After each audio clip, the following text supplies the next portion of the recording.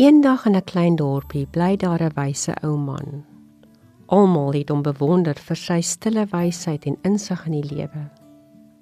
Twee ondeugende seentjies besluit eendag om die oom te ontbloot deur hom 'n strikvraag te vra. Ek gaan 'n voeltjie vang, agter my rug hou en dan vir die oom vra of die voeltjie lewendig of dood is. As hy sê hy lewe, dan druk ek eenvoudig die voeltjie dood. En as hy sê hy's dood, dan laat ek hom vlieg. Die slim oom kan dan mos onmoontlik reg wees. Vol bravade klop die twee seuns aan die deur en sê vir die ou man dat een van hulle 'n voeltjie in sy hand agter sy rug het en dat die ou man moet sê of die voeltjie lewend of dood is. Jy's mos slim oom, gee vir ons die antwoord. Dis toe wat die ou man met deernis na hulle kyk en antwoord: My seun, dis in jou hande. Daar's baie dinge in ons lewens wat buite ons beheer gebeur.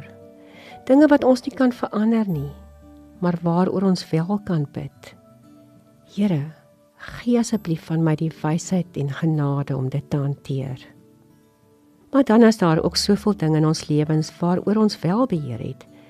Ja, ons kan kies hoe ons wil leef, wat ons wil eet, waarmee ons onsself besig wil hou, hoe ons teenoor ander mense wil optree, of ons 'n uitdaging wil oorkom, of net wil gaan lê, of ons wil vergewe, of kwaad bly, of ons wil aanbeweeg na 'n terugslag of teleurstelling of mislukking, en of ons maar in sak en as wil bly sit, of ons bedagsaam en onselfsugtig wil leef, en of ons maar net altyd ingestel is op ons eie belang. Vandag wil ek jou aanmoedig om, waar jy die keuse het, reg te kies. Ons lees in Deuteronomium 30 vers 11 tot 13. Ag, mag julle tog die lewe kies. Dan wag daar 'n wonderlike toekoms vir julle en julle kleinkinders. Kies tog vandag om die Here jou God lief te hê en net vir hom te leef. Maak hom die middelpunt van jou lewe. Laat hy die rede wees hoekom jy lewe. Dan sal jy. Mag jy vandag, elke dag, die genade ontvang om te aanvaar wat jy nie kan verander nie, maar om wanneer dit wel in jou hande is, die lewe te kies. 'n Vol lewe in God se genadehand. Kom ons bid.